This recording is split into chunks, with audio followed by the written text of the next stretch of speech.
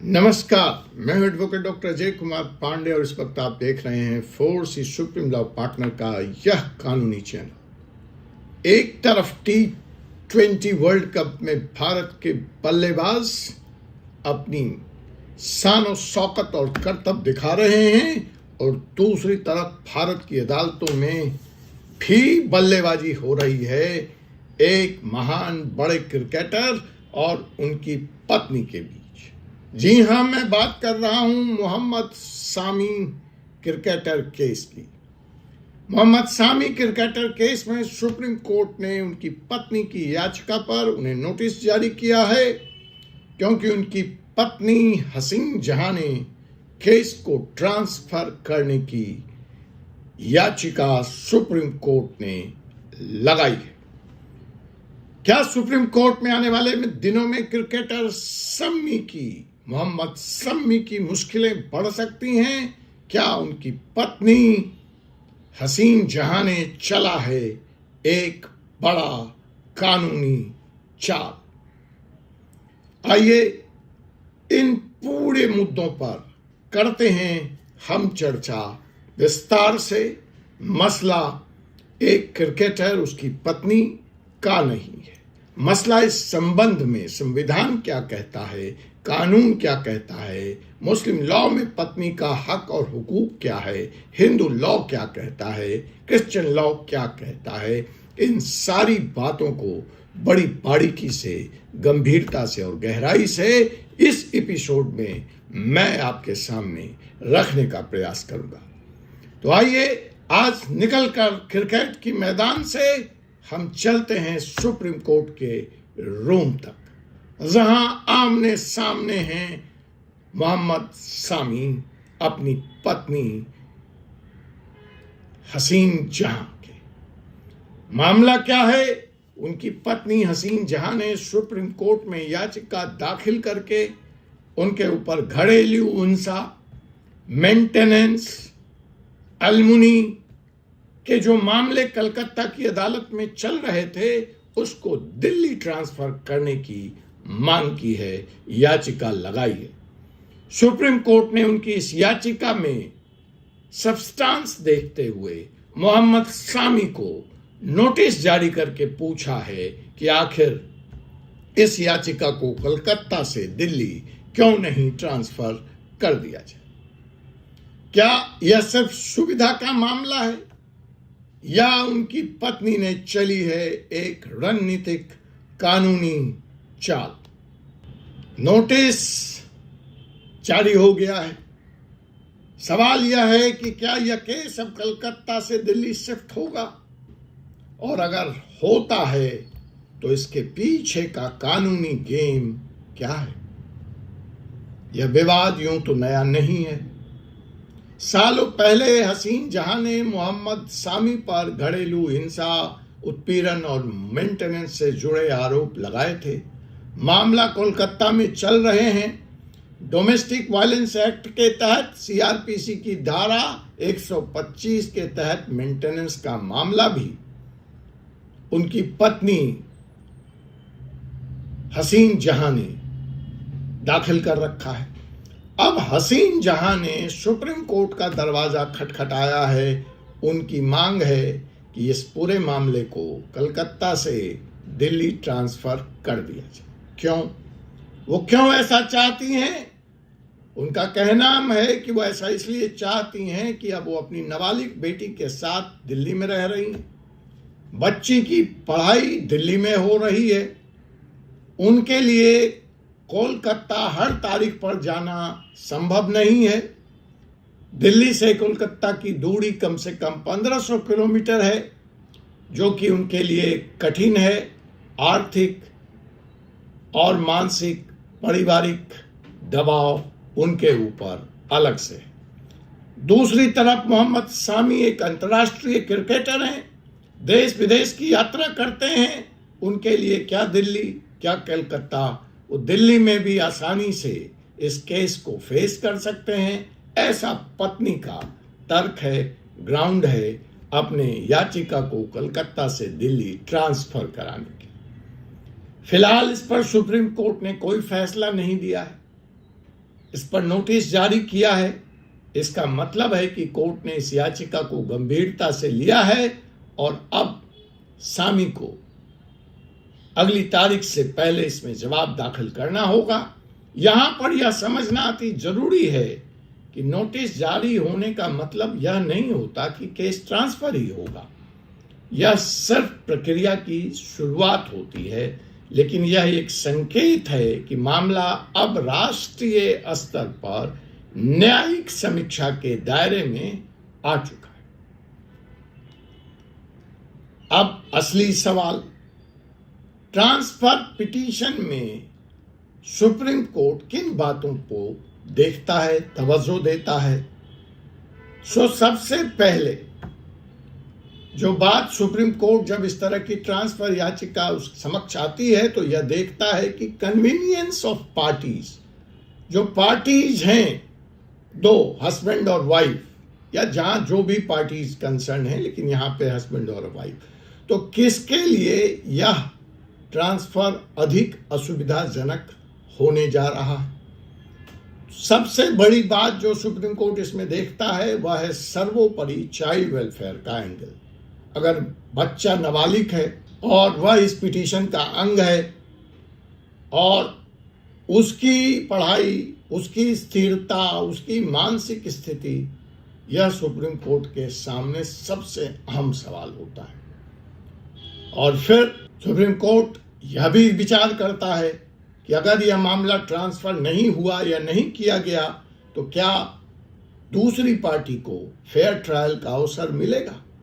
क्या इसके नहीं ट्रांसफर किए जाने से किसी एक पक्ष का भारी नुकसान तो नहीं हो रहा है?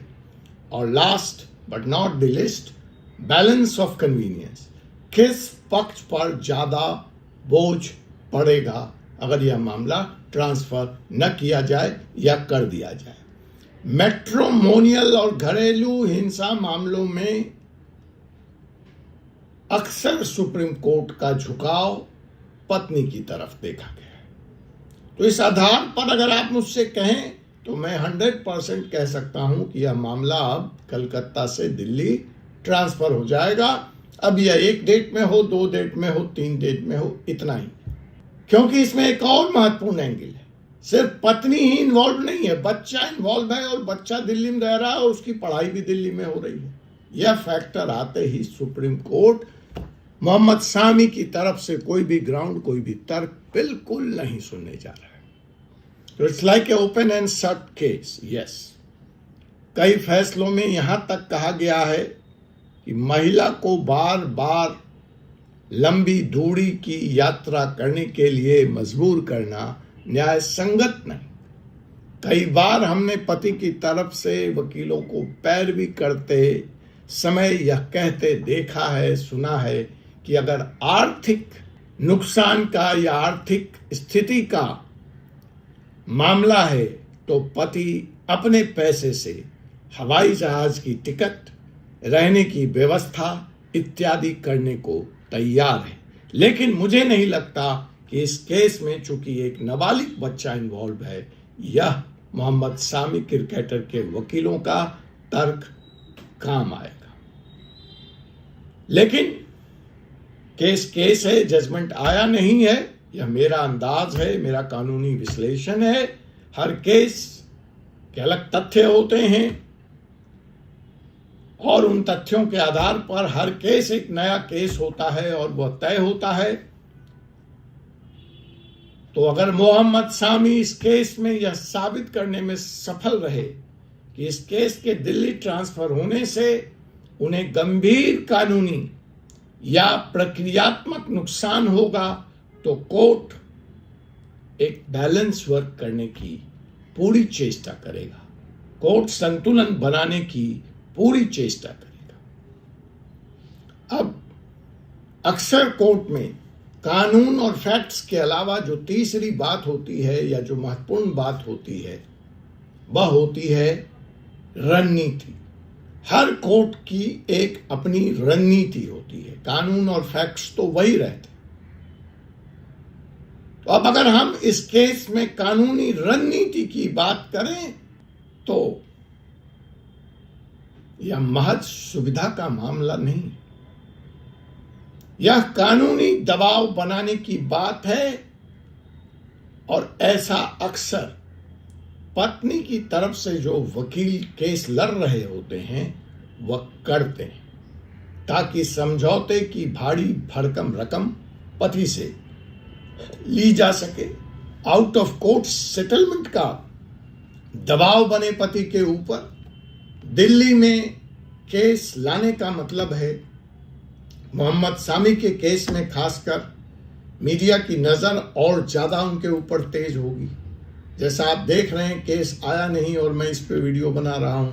यूं तो सुप्रीम कोर्ट में ऐसे मुकदमे रोज ही आते हैं, या तो मामला ट्रांसफर हो जाता है या नहीं होता है, लेकिन उस पर कोई वीडियो, उस पर कोई चर्चा मीडिया नहीं करती। लेकिन चूंकि यह मामला एक अंतर्राष्ट्रीय क्रिकेटर से जुड़ा है, तो सामी मीडिया के रडार पर होंगे और यही उनकी पत्नी के वकील चाहते होंगे, यही उनकी रणनीति रही। जब यह केस राष्ट्रीय राजधानी में चलेगा, यह मुकदमा, तो हर तारीख पे हाई प्रोफाइल कवरेज होगा, जो शायद मोहम्मद सामी को सूट ना करे। तो हो सकता है कि हसीन जहां के वकीलों की तरफ से या उनकी तरफ से यह नैरेटिव शिफ्ट करने का भी प्रयास हो। दूसरी तरफ यह केस, यह अवसर मोहम्मद सामी के लिए भी है कि वह मजबूती के साथ अपना पक्ष रखे और प्रक्रिया को क्लियर कराएं, या एक अवसर, एक विंडो यहां पर सुप्रीम कोर्ट खोलेगा, वह होगा मीडिएशन का। वह दोनों पक्षों से कहेंगे कि देखिए, हम इस मामले पे विचार करें, उसके पहले आप लोग एक बार मीडिएशन कर लें, और अगर आपका कोई रास्ता निकल जाए तो हम इस केस को इसी पिटीशन में यहीं क्लोज कर देंगे, इस चैप्टर को। तो साहब, यह केस या प्रक्रिया सिर्फ लोकेशन बदलने का मामला नहीं है, यह पावर को रीबैलेंस या बैलेंस करने का भी सवाल है। क्रिकेट फैंस के लिए सामी एक किलर हैं, एक मैच विनर हैं, लेकिन कोर्ट में आंकड़े नहीं, सबूत चलते हैं। यहां बॉलिंग स्पीड नहीं, लीगल स्ट्रेटजी मायने रखती है। और याद रखिए, आरोप साबित होने तक हर व्यक्ति निर्दोष माना जाता है। यह भारतीय न्याय प्रणाली का मूल सिद्धांत है। अब इस केस में मोहम्मद सामी का अगला कदम क्या होगा? सामी सुप्रीम कोर्ट में अपना जवाब दाखिल करेंगे। उसके बाद कोर्ट दोनों पक्षों की दलीलों को सुनेगा और तय करेगा कि केस ट्रांसफर होना चाहिए या नहीं। अगर यह केस ट्रांसफर होता है तो यह दिल्ली की जहां भी उनकी पत्नी का एड्रेस होगा, वहां की जिला अदालत में, वहां की फैमिली कोर्ट में जाएगा और इसकी एक नई शुरुआत होगी। अगर ट्रांसफर नहीं होता है तो कलकत्ता की उस फैमिली कोर्ट में मामले की सुनवाई जारी रहेगी। यह मामला सिर्फ एक क्रिकेटर और उसकी पत्नी का नहीं है, यह सवाल है सुविधा, न्याय और रणनीति का संतुलन कैसे तय होता है। क्या सुप्रीम कोर्ट दिल्ली ट्रांसफर को मंजूरी देगा? क्या यह कानूनी लड़ाई का टर्निंग पॉइंट है? आप क्या सोचते हैं? यह केस ट्रांसफर होना चाहिए या नहीं? कमेंट में बताइए, वीडियो शेयर कीजिए, और अगर आप चाहते हैं कि ऐसे हाई प्रोफाइल मामलों का साफ, सीधा और कानूनी विश्लेषण आपको यूं ही मिलता रहे तो हमसे जुड़े रहिए। यह मामला अभी खत्म नहीं हुआ है, असली मुकाबला अभी शुरू होना बाकी है। आपसे पुनः मुलाकात होगी एक ऐसे विषय के साथ अगले एपिसोड में। तब तक के लिए मुझे advocate doctor Ajay Kumar Pandey, advocate supreme court of India को अनुमति दीजिए। जय हिंद, जय भारत, जय संविधान।